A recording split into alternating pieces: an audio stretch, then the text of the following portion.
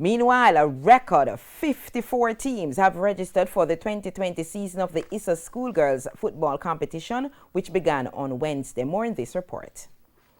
The country's women's football program received a welcomed fillip when the Reggae Girls took the field for the first time for a Caribbean team at last summer's FIFA World Cup in France. And even as two national youth teams in the advanced preparation stages to contest the CONCACAF round of Under-17 and Under-20 World Cup qualification, a record 54 schools are set to take the field in this year's schoolgirl competition to be contested in 9 zones. The season began with the opening ceremony and the dress parade and the 3 games at the official launch on Wednesday at Manchester High. In the day's opener, defending champions Excelsior got their season off to a flyer with a massive 12-1 win over Kingston Technical on the back of a 5-timer from national under-17 player Christina Salmon, and she sounded an ominous warning.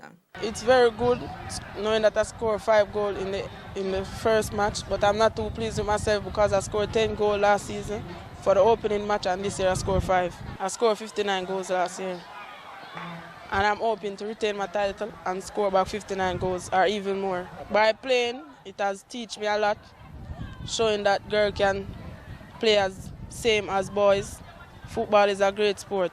And assistant coach at Excelsior, Theodore Leon, spoke on how the coaching staff is able to keep the team focused given the level of dominance they have enjoyed over the last 3 seasons.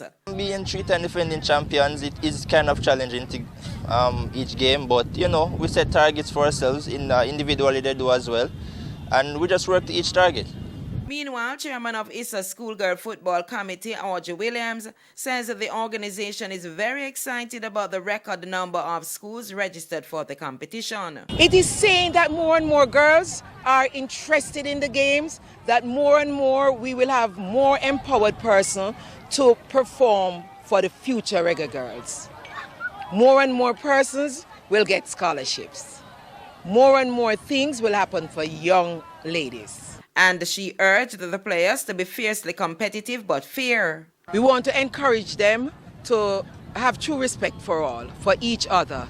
Remember that in future they might all play on the same team for Jamaica. So it is not about winning and killing at all cost. It is teams, and each can motivate and each can encourage each other for Jamaica land we love. Also on the day, Natoya Atkinson scored 7 goals to lead Denham Town to a 9-0 win over Edith Dalton James, while Mile Gully edged hosts Manchester High 2-1. The competition ends on May 12.